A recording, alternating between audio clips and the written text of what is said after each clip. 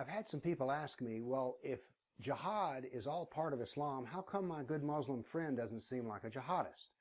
Well, first, let's ask what kind of jihadist he might or might not be.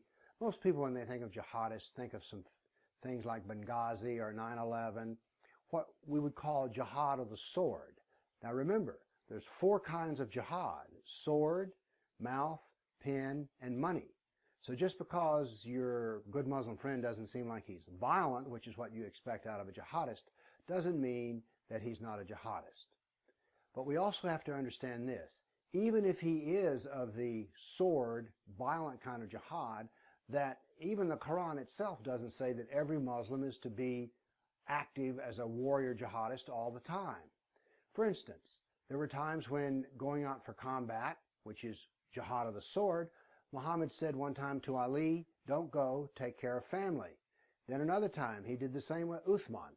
He said, "Don't come to the battle, stay with the family." But more than that, there is a doctrine that all Muslims do not have to take part in jihad.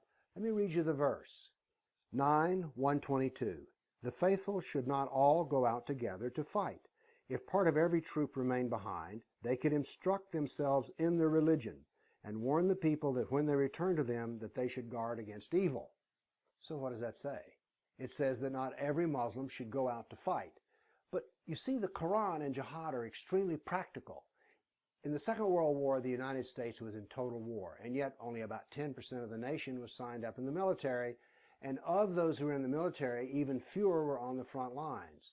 So no nation ever sends all of its people out to war. Usually 10% is about as many as you'll field at one time. Notice also that amongst the Muslims, you're going to have those who are ill, blind, female, too old, or too young.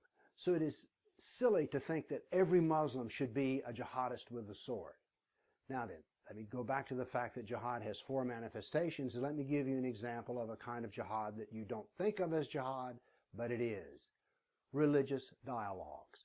They are a form of jihad because they use the speech in order to make points against the kafir. Remember also that jihad means struggle. And so any aspect where a Muslim struggles against the society he's in, such as writing a letter to the editor, is part of jihad.